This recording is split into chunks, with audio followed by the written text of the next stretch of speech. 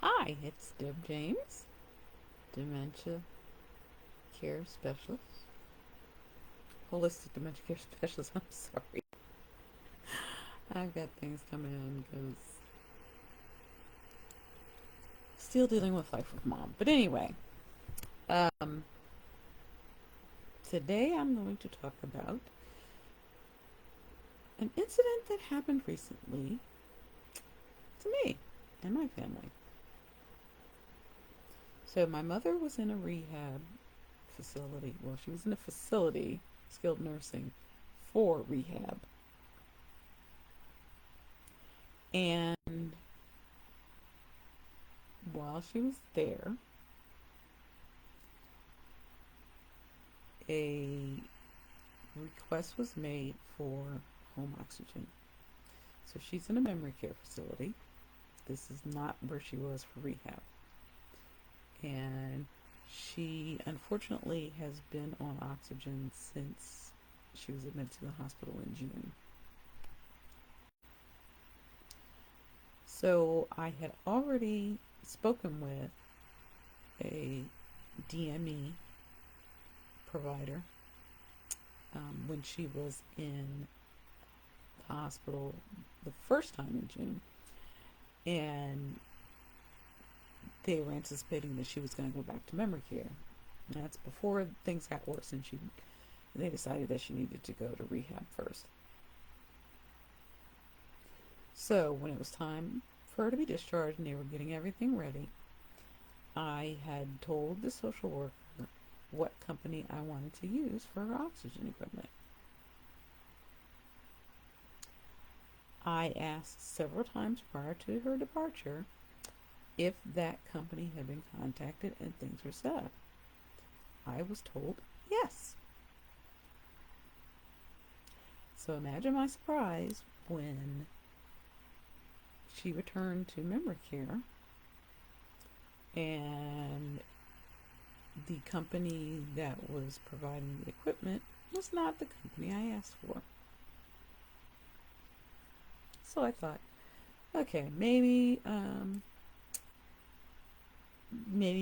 they're contracted out to the company that I wanted, and that was not the case. We had issues from the beginning. We had issues with tanks not being refilled on the refiller machine that they had left. No one was informed how to use the equipment. So she had an oxygen concentrator, a portable oxygen concentrator, and a tank refiller, an oxygen tank refiller. We never could figure out how to get the tank refiller to work. But what we did find out is that when we turned it on to start the refill process, it would start flashing on an emblem that was like a something's wrong technically type of emblem, and you had to turn it off. So we were told by the person who I guess manages the company or is the company owner, we were told that the refiller can overheat, and when it overheats, it will not refill the oxygen tank. Makes sense. Heat and oxygen don't exactly go well together. So we were told that you had to turn the machine off and wait about 30 minutes, then turn it back on and start it up again. So then the question was, okay, how long does it take to fill one of these tanks? We never got a straight answer. The other issue that we had is that we could not, we seldom could get through directly to a person. So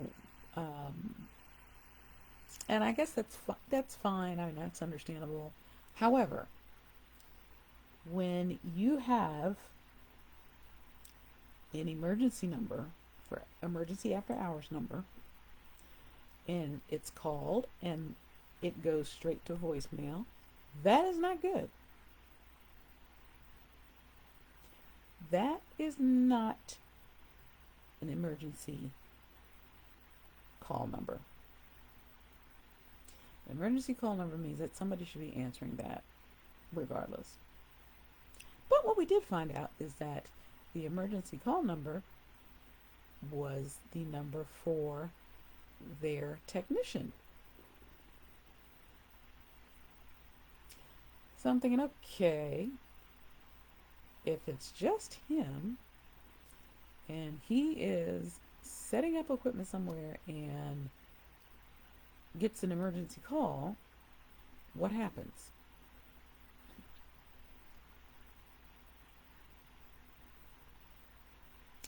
Bad things can happen.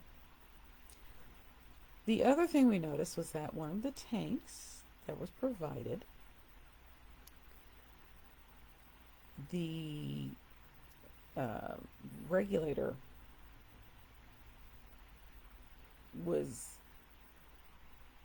it just wasn't working. It didn't work right. The top of the cover of the regulator was open. It did not have the cover on it, and the batteries were taped into place. And if that's not bad enough, the regulator was not reading properly.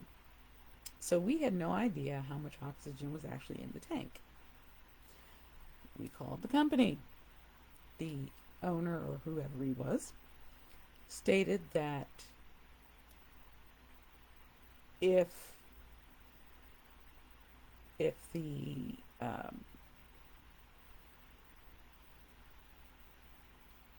little stick on thing, if that was pointing to green, which means full, then the tank was probably empty. I kid you not. That is what we were told by the person who owns this company, or who operates this company. So we were going back and forth with this. We couldn't figure out what was going on because we'd take my mother to an appointment and the tank would be dead in no time. And it was supposed to last 4 to 6 hours. So that wasn't happening. So we wanted them to replace the tank. At least the one with the bad gauge on it. And we were basically given the runaround. My husband and I were calling. We were literally sitting next to each other. And he could not get a hold of the technician. So he called the office again. And the receptionist, or whoever answers the phone there, said that the technician had tried multiple times to call my husband, but he got no answer. And we're going, we've been sitting right here. No phones have been ringing at all. We have been waiting. And that's why we keep calling, because no one has contacted us. So at that point, I decided enough is enough. And I made a call to Medicare. And this wonderful woman who was answering the phones happened to be a claims specialist. And I told her what had been going on. I said, what can I do to get rid of that company and get the company involved that I had requested? Let's just say the word negligence came up several times in that conversation. And basically what she ended up doing was she kept looking for them on the Medicare provider list. Could not find them. So she decided to look up the company online. Looked them up. Come to find out, they do not accept Medicare. They are not a Medicare approved company.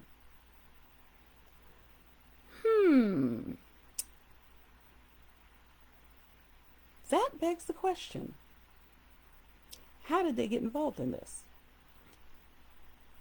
And I was told that what can happen is that if a company is contracted with a facility to provide DME, they can do that, whether they are Medicare approved or not. They can do it because it's going through the facility, and the facility is the one who deals with the Medicare issues, Medicare payment and what have you, reimbursement. And I thought, well, isn't that interesting? Because we were having a difficult time getting the staff at the skilled nursing facility where she was for rehab to understand that she was not a resident there. She was there for rehab only.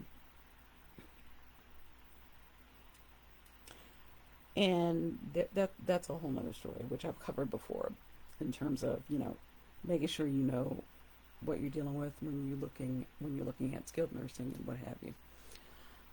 But anyway, so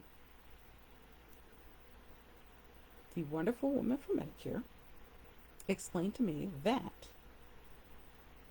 I have every right to stop the company that was being used from providing care and use the company that I wanted. And she looked up the company I wanted, and she's like, yes, they are Medicare approved. I said, great, fantastic.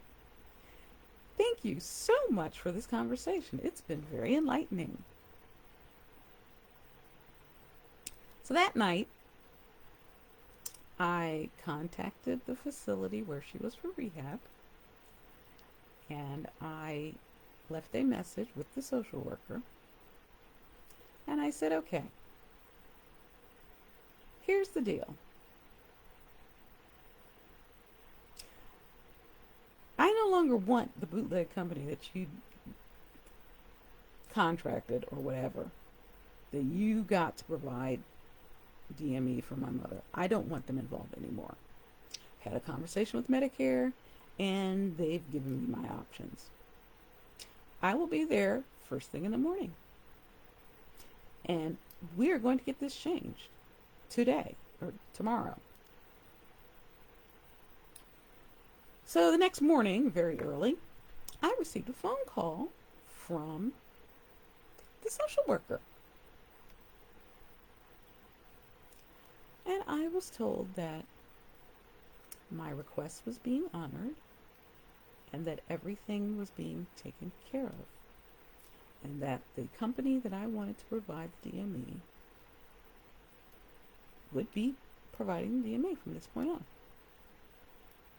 That day, they fixed it. That day, the company that I had originally requested provided all the oxygen equipment that my mother needed. Now,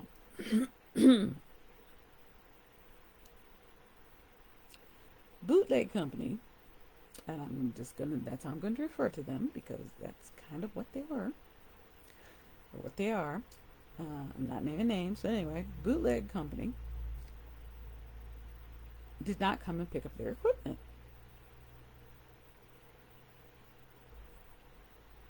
So I called them. Initially, I was told that they had tried to contact me for pickup, making sure that it gets picked up, and they could not get a hold of me. I said a wrong answer. Then they claim that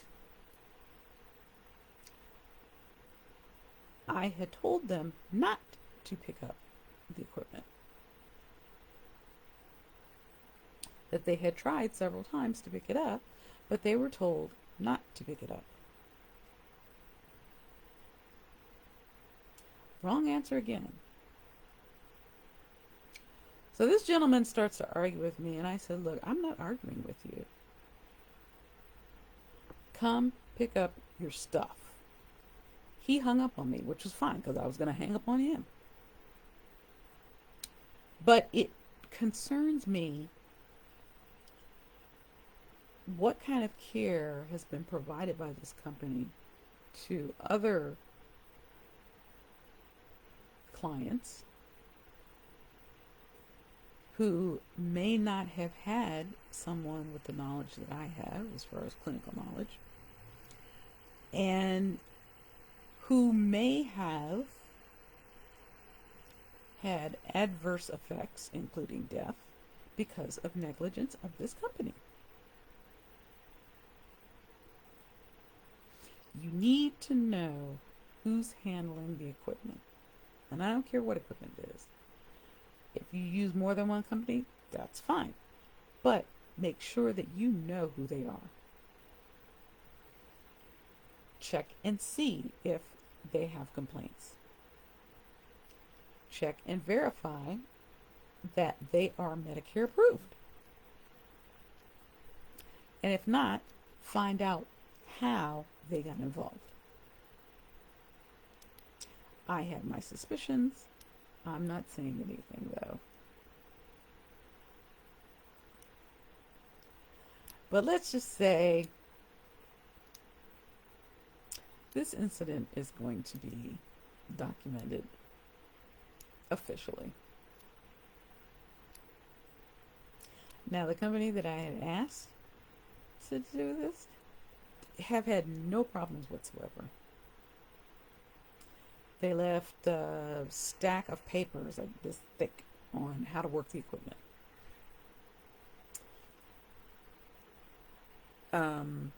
The tanks are replaced once a week.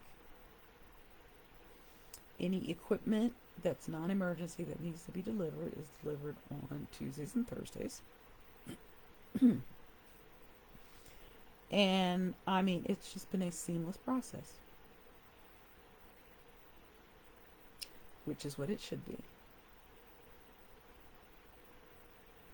So, if you know of a company that is reputable, that has a positive track record, and that is who you want to use, and that information gets changed, one, find out who changed it. Two, find out why they changed it. And three, get it changed. If the company is not providing adequate service, get it changed. Find someone who does. Like I said, I cringe at the thought of how many people may have been adversely affected by this company, this bootleg company, because it's, I mean, it just boggles the mind that people like that are out here in the world, and unfortunately, they are. So if you end up dealing with them, especially if your loved one is on Medicare or Social Security or Medicaid, there are procedures in place to file complaints. And don't be afraid. Don't be concerned that they may do something to prevent another company from working with you. Do not be afraid that they will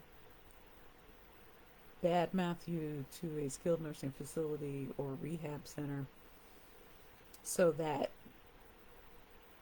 you're not considered an optimal patient, or your loved one is not considered an optimal patient.